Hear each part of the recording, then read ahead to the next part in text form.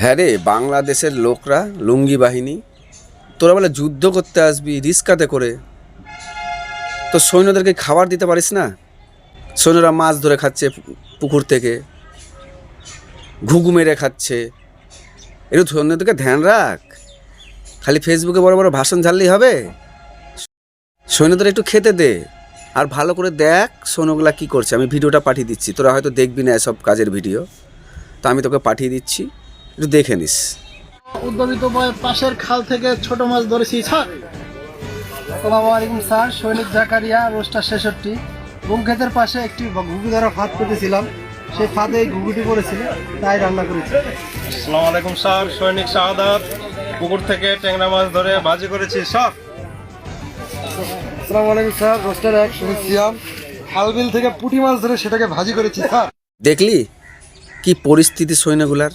জঙ্গলে না খেয়ে পড়ে আছে, আর ঘরের ভিতরে বসে বসে ইউটিউবে ফেসবুকে ভাষণ। একটু ভাষণটা ইউটিউবে ফেসবুকে না কম দিয়ে একটু সৈন্যগুলা কী করে খেয়ে বাঁচবে ওগুলোকে একটুখানি দেখ চোখে, যুদ্ধ করতে আসবে।